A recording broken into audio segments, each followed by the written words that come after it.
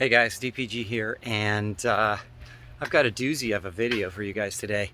I'm really going to try and expose what it is you have to contribute to the business, and I'm going to do that simply based on what I have discovered I can contribute to the business. And you know what? It's a lot more than I ever would have dreamt. Because when you start out, you think, who am I? I have nothing to offer. And you are just thinking about seeing yourself on TV and having your friends over to watch you, and you think that's the greatest thing in the world.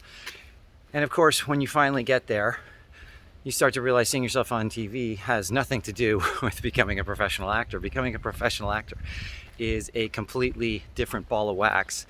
There's a lot of sitting around, there's a lot of doing nothing, there's a lot of really mechanical, technical stuff, and it's not the creative stuff that you spent 2 to 4 years in your local acting class figuring out, or wherever else you learned your craft.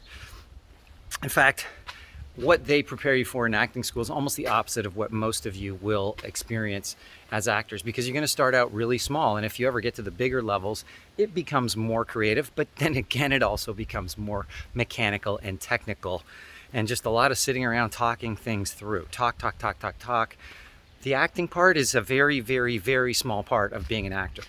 And speaking of which, I just finished working on a show, which, post-pandemic, it had been a while, and I wondered if I still had my stuff. And, here's another little lesson for you guys, and that is, when you think you're rusty at something, sometimes the opposite is true, because when you have a skill and you leave it alone, it seeps into your brain, it percolates into the deepest, darkest recesses of your brain, and really starts to fill it up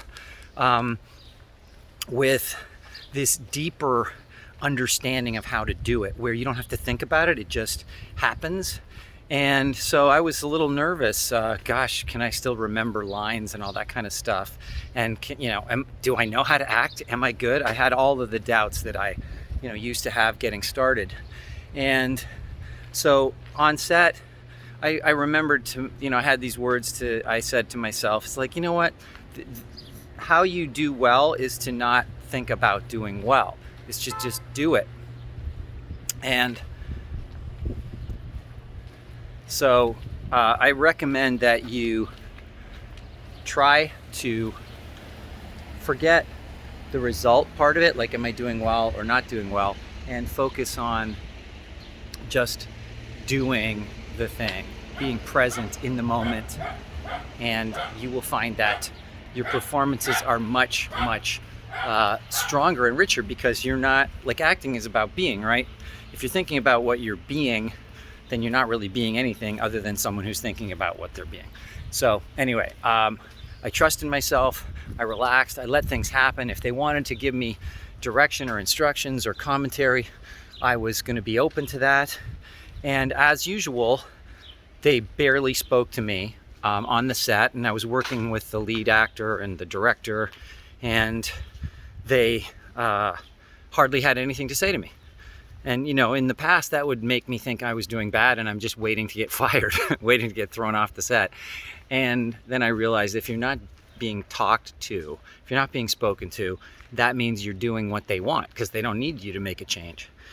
So I did what I did my thing, and I was asked to do some ad-libbing, some improv at some point, and I was like, oh my gosh, do I know how to improv or ad-lib anymore?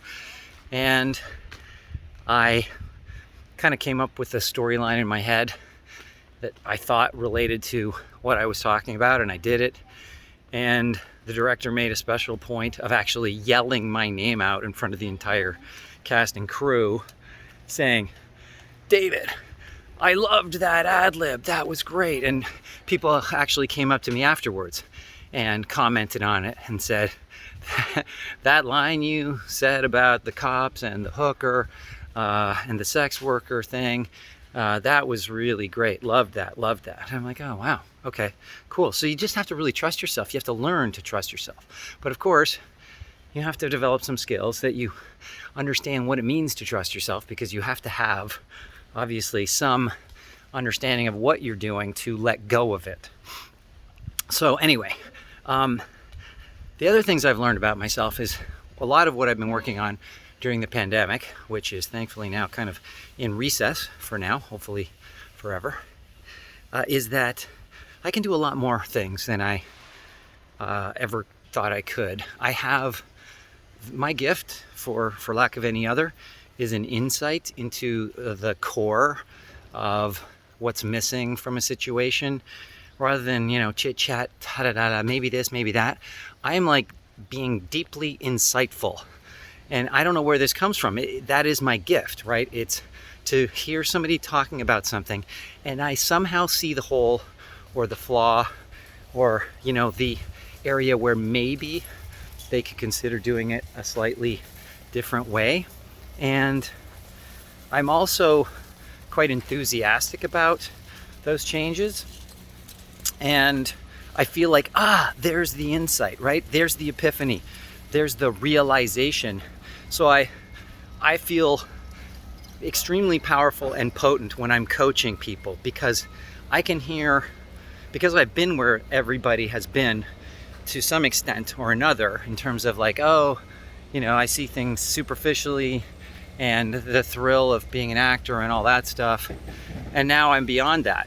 And now when I hear them talk, I can hear them more or less describing my old self, and I can say, oh yeah, enjoy that feeling while it lasts, because you're in for a rude awakening, but I can save you from that rude awakening. I can teach you how to think and behave like someone who has already been down that road and has escaped it, and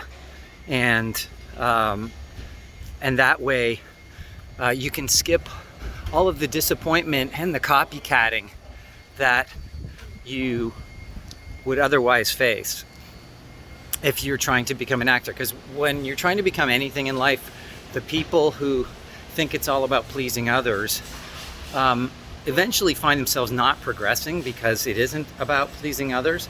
They eventually either learn that it's about being yourself and thinking for yourself. That's how you get to the upper levels of any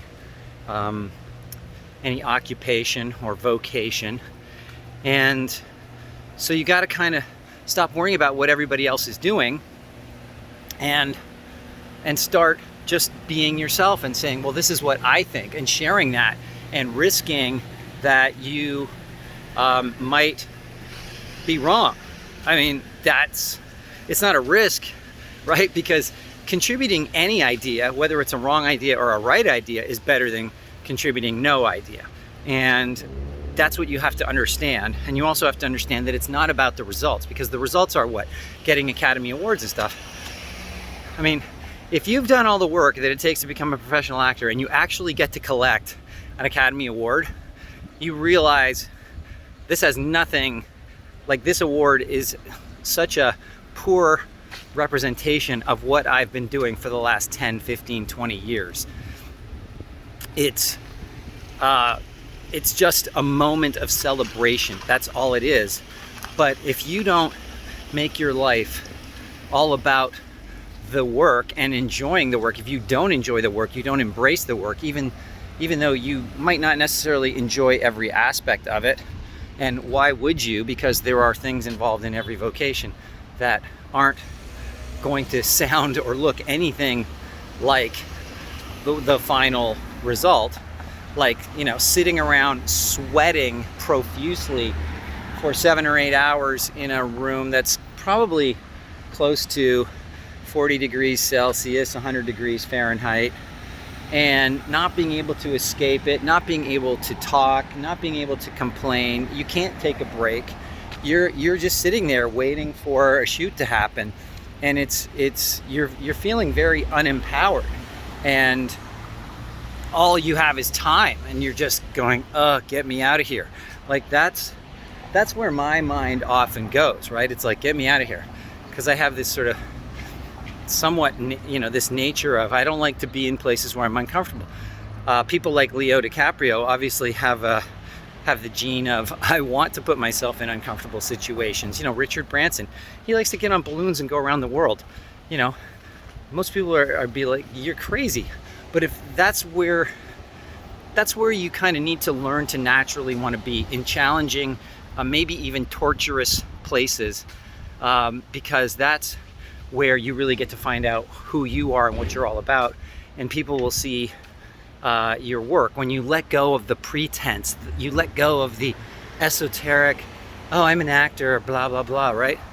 When you let go of all that and you just go, let's see what happens when we do this experiment that sounds like a really dangerous, bad idea.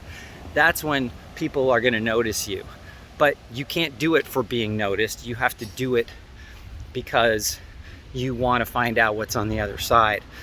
So I really would invite you guys to learn what's on the other side of you by putting yourself into uncomfortable, I mean, if you want to call it risky situations, you know, call it risky. But honestly, the risk is that you don't do it and you never really get to achieve your full potential. And if you take that sort of risk averse approach to life, you will soon find yourself with kids and a family, and they will be your excuse for everything you chose to not do because you were scared. Okay, so if you're okay with that, if you want to use your kids as an excuse for everything, which is honestly what a lot of my friends do, and that's why so many people approach me and ask me how I did this and how I did that, because I mean, I don't have kids, and so I don't have them as the excuse. I have no excuses. I have to do it, or what am I going to do? I've watched enough TV at this point, so I try now to embrace doing things that scare the crap out of me, because I'm so scared of being in uncomfortable situations where I don't have any control. And but I've learned along the way that I have so much value to offer, and the only way to find that out is to test it out, right? I often don't know what the heck I'm doing with my coaching, but then I get incredible success. And like, my clients are working on, I have like 2 clients right now that are working on HBO shows, one in Atlanta, one in New York. I've got one who I just got off the phone with, who is pitching a show to a major star, who also just got paid to write his first screenplay for one of the stars of the biggest shows on TV right now. And he's also in the process of developing a musical that he wrote. And he wasn't doing any of these things before he started working with me. And neither were these other actors who, are now starting to see the potential for what they have to offer, right? Because the only way to see what you have to offer is to put yourself into situations where you don't know what's going to happen, and you see how you can contribute to the situation. And if you want to be an actor, well, you have to think that acting exists in an industry, and it's the entertainment industry. And so, it's very difficult to get hired just as an actor, because that's one of the top jobs in the industry, right? That's a hugely risky position for someone to put you in.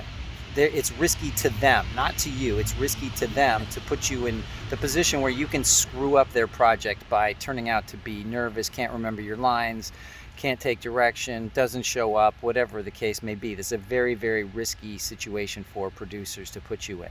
So what's less risky is to do something less intrusive, less dangerous for them, and that is to do something at the lower echelons of the business. And so, that's what I advocate, is get involved. Then you can start to show people what your true powers are. And at that point, once they know, like, and trust you, then you can do anything you want. So I'll just leave it at that, guys. I have learned so much over the course of the pandemic about where my strengths are, what I'm good at, what I'm not so good at, which can be frustrating when you're not good at things. But at the same time, it's valuable, because you have to accept it or appreciate it. You can get better, and you can get really good in almost anything, because I was terrible at acting when I started, and now I'm pretty good. And so you can get better at something, but do I want to spend the rest of my life getting better at something that I don't have a lot of interest in? Probably not. I could if I had to, but try to choose what you think you like, and don't look at it from the idea that you're going to get an award or you're going to be seen on TV, because that is not acting whatsoever. You've got to learn either enjoy inherently the process of learning material and getting into it and turning yourself over to it and interpreting it, or if you want to find out if you're going to like it, then learn to like the process. Just decide to like and enjoy the process. And you've got to train your mofo asses off every single day until you can effortlessly learn material and not feel nervous about it, even if you do happen to screw up. Screw ups are actually some of the most endearing things that happen in life. When you screw up, people see the real you and how you respond to it. It's what's going to make them, want to work further with you or cease working with you. So there it is. I hope this is helpful. Start to think about what it is you think you want to do, then ask yourself what it is that requires. Don't look superficially, look more deeply to the insights of others that have been on your journey and come out the other side, because they'll tell you acting's not about headshots and agents and being part of a union. It has nothing to do with those things. I know people that have checked all those boxes, me being included, and nothing happened. And you're like, how can this be? Well, that's because if you're just doing what other people tell you to, what do you really think you're going to get out of life? You've got to trust yourself, ask yourself, what would it take to become really good at something? And then do it.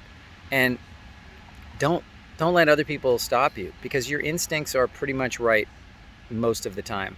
And when they're not, you can make adaptations, but never, never, never rely on somebody else telling you how it's going to be or how you should do it, because their experience is never going to be anything like your experience. Okay?